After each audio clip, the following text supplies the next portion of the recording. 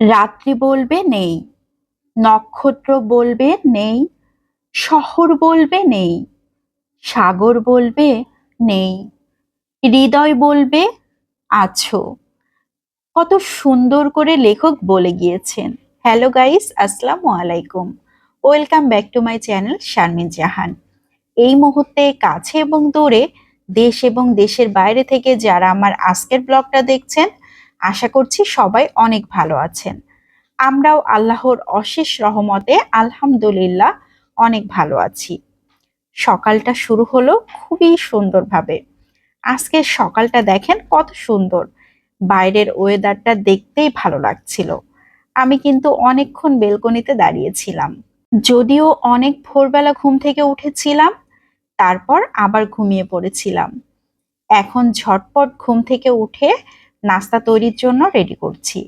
সবকিছুই গোছগাছ রয়েছে আমার অলস সকালবেলা। একদম ফাঁকিবাজি নাস্তা তৈরি করব। এরকম নাস্তা তৈরি করতে কিন্তু একদমই কষ্ট হয় না। ফ্রিজে মাংস রান্না করা ছিল, মুরগির মাংস, সেটাকে বের করে গরম করতে বসিয়ে দিয়েছি।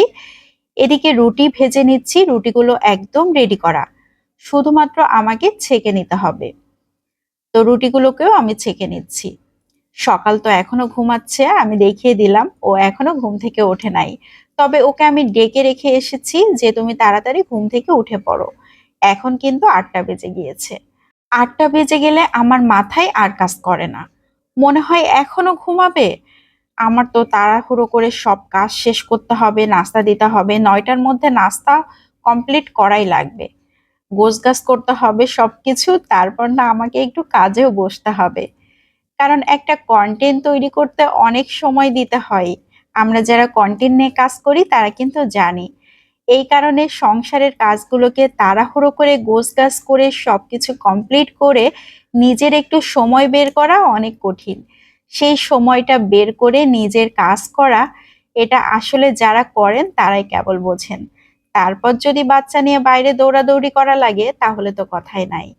তবে আজকে ছিল ছুটির দিন, তেমন কোনো কাজ ছিল না। এই জন্য ভাবলাম ঝটপট করে নাস্তাটা তৈরি করে নেই। আর আমার নাস্তা তো সব রেডি করাই রয়েছে, শুধু একটু গুছিয়ে দিতে হচ্ছে। আমি এই জন্য চেষ্টা করি আগে থেকেই সবকিছু গুছিয়ে রাখার, যাতে ঝটপট করে সবকিছুই করে নিতে পারি। এই জন্য আমি রাতেই প্ল্যান করে রাখি সকালবেলা কি নাস্তা দিব, কিভাবে কি করব। আমি ঘুমানোর আগেই সবকিছু রেডি করে রেখে দেই, যাতে সকালে উঠে আমার কষ্ট না হয়। আসলে কোনো কাজ করার আগেই পরিকল্পনা করে নিতে হয়। পরিকল্পনা মাফিক কাজ করলে কাজগুলো অনেক দ্রুত করা যায় আর অনেক সহজও হয়ে যায়। অনেক ভালোভাবে কাজগুলো করাও যায়। এরই মধ্যে আমাদের নাস্তা কমপ্লিট করা হয়ে গিয়েছে। সবাই ঘুম থেকে উঠে নাস্তা কমপ্লিট করে নিয়েছে। আমি থালাবাটিগুলোও ধুয়ে নিচ্ছি। কারণ আজকে অনেক সকালবেলা এসে আমার কাজের খালা কাজ করে দিয়ে চলে গিয়েছে। এখন যে কাজগুলো আছে সব আমাকেই করতে হবে। আর তো বিকালবেলা খালা আসবে, এই জন্য এই সারাদিনকার কাজ আমাকেই করতে হবে। আর সিঙ্কের মধ্যে এরকম থালাবাটি জমানো থাকলে আমি একদমই কাজ করতে পারি না। এই কারণে যখনকার ধোয়াধুয়ি তখনই আমি চেষ্টা করি করে নেওয়ার। এখন চলে এসেছি ছেলের ঘর গোছাতে। ছেলের বিছানাটা গুছিয়ে নিচ্ছি। আমার ঘরের বিছানা আগেই গুছিয়ে ফেলেছি, এখন ছেলের বিছানাটা গুছিয়ে নিচ্ছি। ওর ঘরটা কমপ্লিট করে দিলে ও পড়তে বসে যাবে। ওর তো কয়েকদিন পরেই পরীক্ষা। তো যাক, সবাই আমার ছেলের জন্য দোয়া করবেন। ও যাতে ভালো মতো পরীক্ষা দিতে পারে, সুস্থ সবল থেকে পরীক্ষায় অংশগ্রহণ করতে পারে, খুব ভালো মতো পরীক্ষা শেষ করতে পারে। আর ওর আশা যেন পূরণ হয়, সেই তৌফিক যেন আল্লাহ দান করেন। আমাদের জীবনটা আসলেই অনেক অদ্ভুত। আমরা সবকিছু যেভাবে ভাবি, যেভাবে করতে চাই সেভাবে কখনোই হয় না।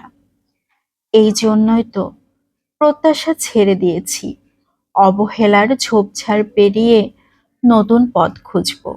এটা অবশ্য আমার কথা না, বড় বড় মনীষীদের কথা। তো যাক, মনে পড়ে গেল তাই বললাম। সংসারের ছোটখাটো কত কাজ দেখেন, সব কাজ যদি এক জায়গায় করা যেত তাহলে বোঝা যেত যে কত কাজ করতে হয়। ঘরে থাকলেই কাজের শেষ নাই। এই যে এখন কাপড়গুলোকে গুছিয়ে নিচ্ছি। আমার কাছে মনে হয় সবকিছু এলোমেলো করে রেখে কাজে বসতে একদমই ভালো লাগে না। সবকিছু গোছগাছ থাকবে, পরিপাটি থাকবে, তখনই না চুপচাপ করে ১ কাপ চা খাবো আর কাজ করব।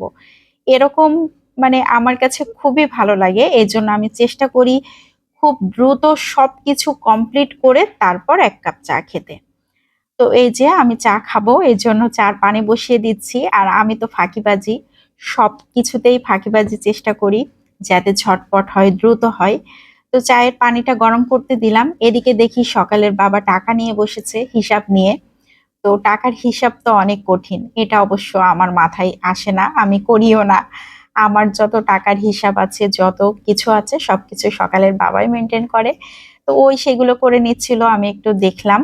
আর এদিকে এই যে ফাঁকিবাজি চা তৈরি করছি।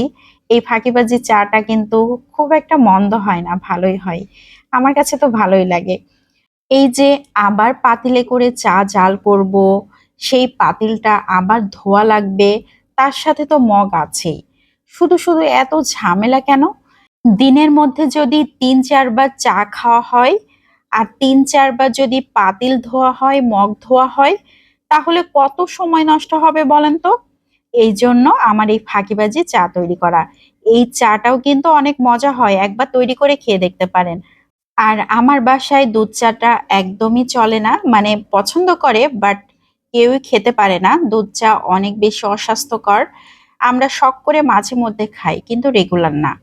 এই যে আমার বুড়িটা পড়তে বসে গিয়েছে, ওর বাবা ওকে একটা শীট ধরিয়ে দিয়েছে যে এই শীটটা তুমি পড়ো।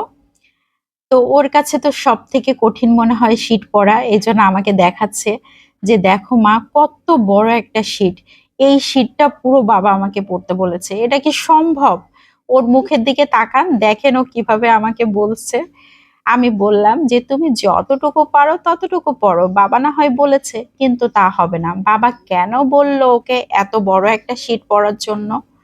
যাই হোক, সেটা বাবা মেয়ের ব্যাপার, ওরাই বুঝে নিবে। তো আমার চাটা নিয়ে চলে এসেছি চা খাওয়ার জন্য। একদম নিরিবিলি পরিবেশে চা খেতে আমার খুবই ভালো লাগে।